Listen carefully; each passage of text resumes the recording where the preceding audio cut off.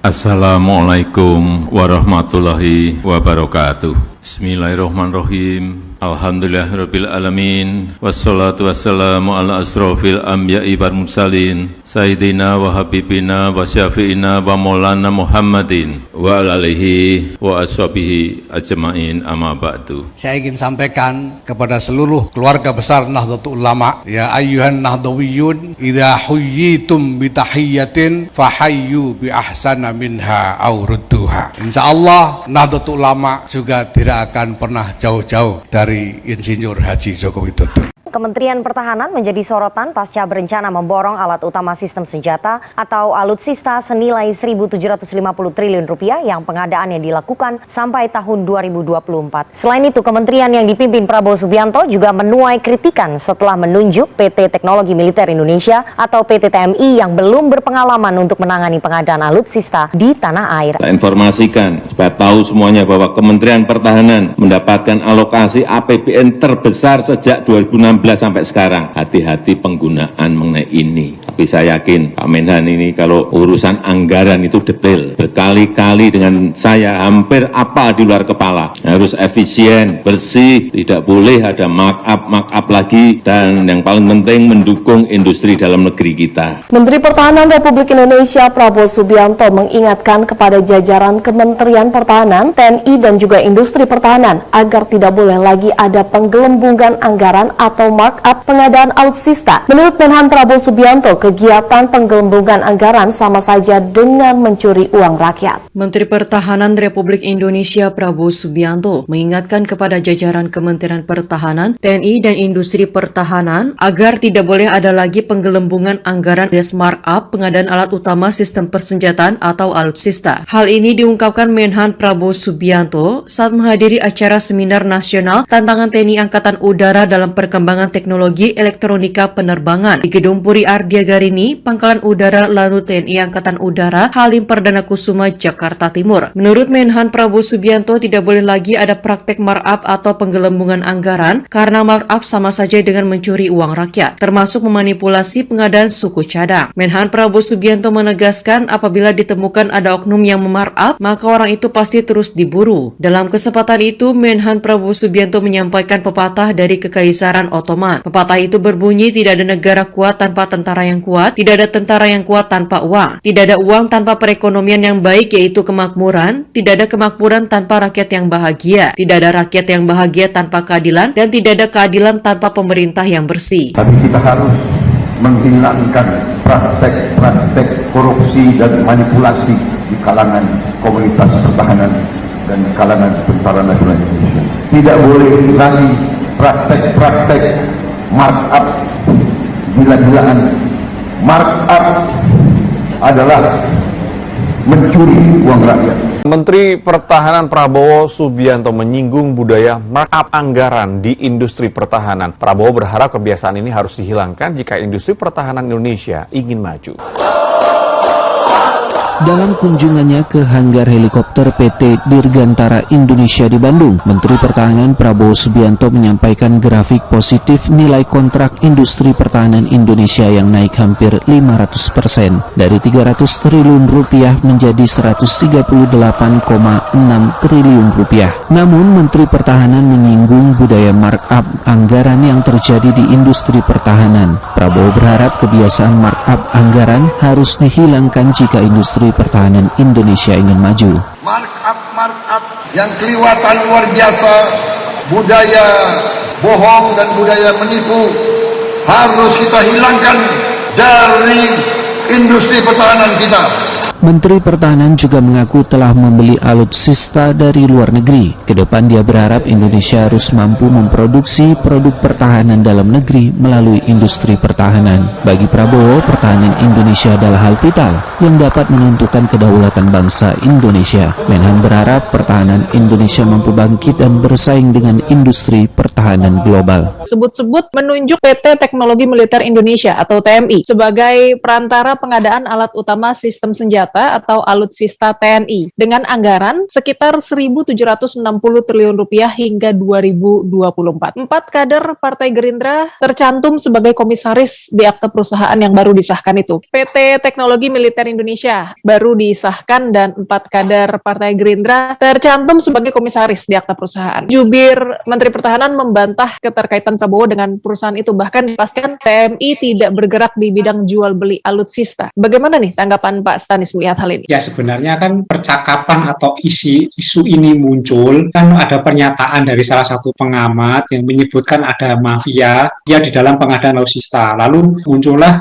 pencarian termasuk eksplorasi terkait penggunaan dana sebesar itu, kemudian muncullah TMI. Bahkan disebut-sebut di dalam wawancara lain itu disebut-sebut bahwa ada bukti-bukti terkait adanya TMI itu. Publik akhirnya menarik perhatian di sini karena satu, besarnya anggaran 1.700 triliun itu sangat besar, dan kemudian diamati pula oleh publik karena munculnya perusahaan ini yang disebut-sebut bahwa tinggi-petingginya adalah kader-kader Partai Gerindra. Tentu kalau masyarakat kalau melihat data-data ini pasti akan memberikan perhatian yang serius karena besarnya dana dan orang-orang di situ. Terkait ini benar atau tidak, ini kan yang perlu dilakukan oleh Kementerian Pertahanan untuk mengklarifikasi sekaligus membantah adanya bukti-bukti yang dimunculkan di publik. Dalam konteks alutsista, di dalam konteks baikan, pergantian, penambahan alutsista, kita semua warga negara harusnya sepakat bahwa alutsista kita memang perlu diperbaiki, diperbarui. Apalagi ada peristiwa kapal selam Nanggala yang tenggelam dan lain-lain terkait ancaman-ancaman yang semakin kompleks. Dana itu seandainya memang untuk perbaikan alutsista, kita harus dukung. Kita harusnya bangga kalau kita punya alutsista yang bagus dan mumpuni. Tapi yang dipermasalahkan bukan itu ternyata, tetapi adanya TIA, kemudian adanya disebut sebagai PT TNI, kemudian adanya petinggi-petinggi PT Partai Gerindra yang di PT itu. Jadi saya kira apa yang dirisaukan publik itu wajar. Yang sekarang tunggu adalah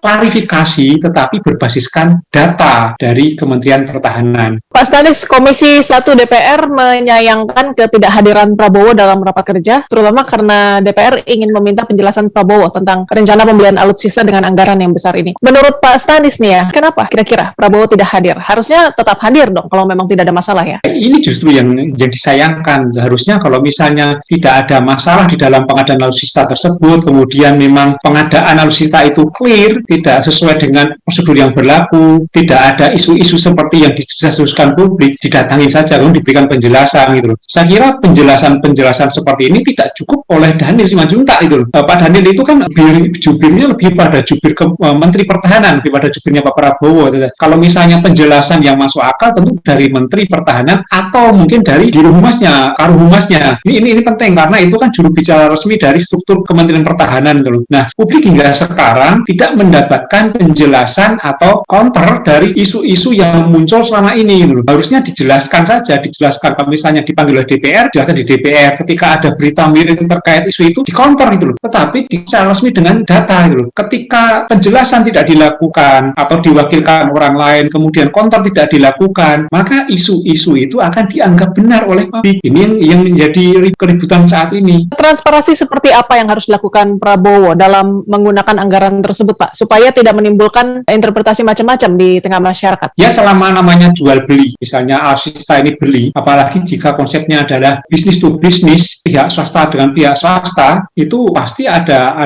prinsip keuntungan. Itu pasti normal lah itu. Yang jadi masalah adalah yang dikhawatirkan seandainya ada markup, seandainya ada suap, seandainya ada korupsi, itu dikhawatirkan oleh publik. Memang skema yang paling ideal adalah government to government, G2G. Tetapi apakah itu memungkinkan ketika dalam pengadaan alutsista? Itulah yang harus dibahas, itulah yang harus disusun gitu loh. Kita belum tahu sebenarnya atau memang itu menjadi rahasia negara karena terkait angkatan pertahanan, bagaimana konsep pengadaan pembeliannya itu harusnya dijelaskan. Dan saya kira penjelasannya juga tidak harus di depan publik secara umum karena ini menyangkut rahasia negara kan. Bisa dijelaskan secara terbatas di DPR, makanya sebaiknya datang di DPR, kemudian dijelaskan bagaimana skema penggunaannya. Lalu DPR yang meyakinkan kepada masyarakat bahwa pembelian itu sesuai prosedur, sudah diyakini benar dan dijamin tidak ada hal yang menyimpang. Itu nanti DPR menyampaikan kepada masyarakat itu. Tetapi harus ada penjelasan dari Kementerian Pertahanan kepada para wakil rakyat itu gitu loh. Ini kan juga usul yang saya kira juga masuk akal juga ketika KPK diajak masuk ke sana kemudian melakukan supervisi untuk memastikan bahwa proses tersebut itu tidak menyimpang, tidak mengandung unsur korupsi. Seandainya ini bisa kan jika tidak ada masalah gitu kan. Seandainya memang pengadaan alutsista ini memang clear, tidak ada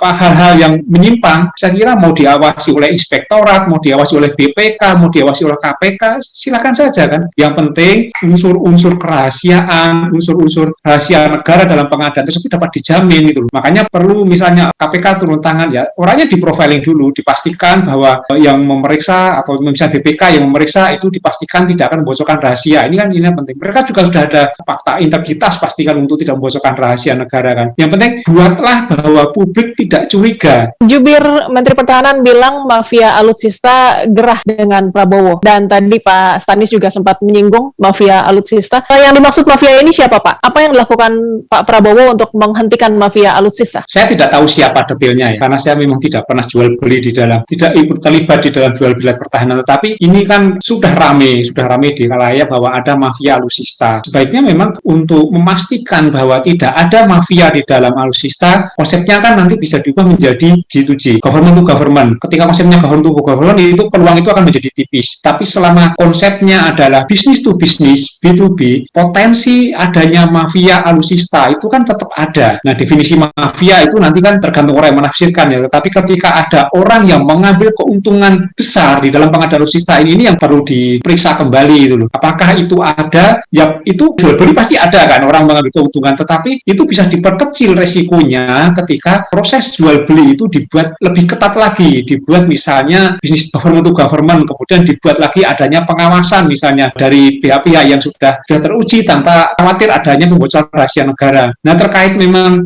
ini hal yang sensitif ya dibicarakan itu loh. Karena memang ini bukan hanya masalah senjata yang sensitif, tetapi jumlah uang yang sangat besar yang dari pajak masyarakat ini sensitif sekali gitu loh. Kalau penggunaannya misalnya masyarakat tidak tahu, masyarakat akan curiga gitu. Saya kira ini perlu dibuka, bagaimana dijelaskan bagaimana terkait TNI. Kalau misalnya memang tidak ada, jelaskan bukti-buktinya apa gitu loh. Lawan bukti-bukti yang disajikan oleh orang yang mengatakan ada PT TNI, dilawan buktinya seperti apa, tinggal diadu aja buktinya seperti apa itu. Bisa dijelaskan Pak bagaimana kondisi alutsista di Indonesia saat ini dan apa yang paling mendesak yang harus dibenahi? Kita kan harus mencapai minimum essential force kan, MEF itu kan. Ada range ada tahapan-tahapannya untuk mencapai angka ideal gitu. Detailnya terlalu panjang kalau kita sebutkan, tetapi memang kita perlu perbaikan alutsista kita. Kita lihat bahwa contoh yang paling terbaru soal kapal selam. Berapa jumlah kapal selam kita yang sangat tidak ideal, mengingat kita ada negara maritim yang luas, laut kita sangat luas, kemudian kita juga berbatasan dengan negara-negara lain. Ini kan diperlukan alutsista yang sangat mumpuni, belum pesawat terbang, kemudian senjata, alat-alat tempur seperti tank, panser, itu kan kita perlu perbaikan. Selain itu kan juga perlu teknologi-teknologi lain, misalnya drone, kemudian radar. Ini kan perlu juga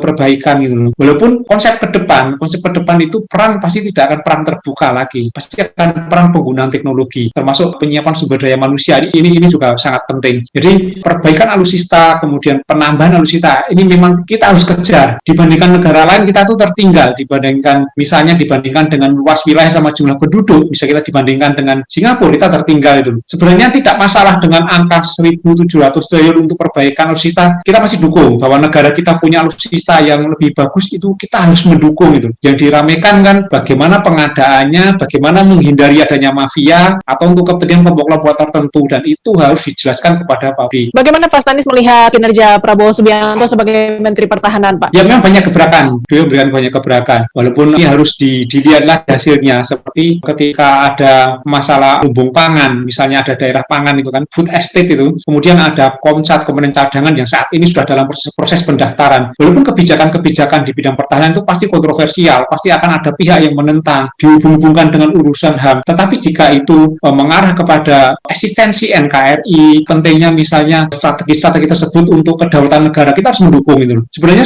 soal kinerja, saya yakin Pak Prabowo mempunyai visi yang sangat bagus terkait untuk bagaimana membuat pertahanan negara kita kuat. Ini yang jadi masalah publik mengkhawatirkan kan memang bagaimana penjelasan isu-isu tersebut kepada publik yang tidak tersampaikan secara gamblang. Publik ini kan keingin tahunya besar, wajar karena publik yang membayar pajak, masyarakat yang membayar pajak itu. Tetapi kalau hal itu tidak tersampaikan dengan benar, maka akan menjadi pertanyaan. Apalagi ketika muncul isu-isu di luar tidak tercounter. Jadi saya kira untuk menjelaskan bagaimana kinerja Pak Prabowo, tim komunikasinya mungkin diperbaiki lagi. Bagaimana mengcounter isu, menunjukkan fakta, menunjukkan apa yang telah dikerjakan supaya masyarakat masyarakat juga puas bahwa pajak yang telah dibayarkan ternyata digunakan sebaik-baiknya. Jadi perlu ada perbaikan di dalam tim komunikasi untuk menyampaikan apa yang sudah dikerjakan oleh Pak Prabowo sebagai Menteri dan Kementerian selaku lembaga. Pak Stanis, terima kasih Pak Stanis untuk waktunya. Terima kasih. Wassalamualaikum warahmatullahi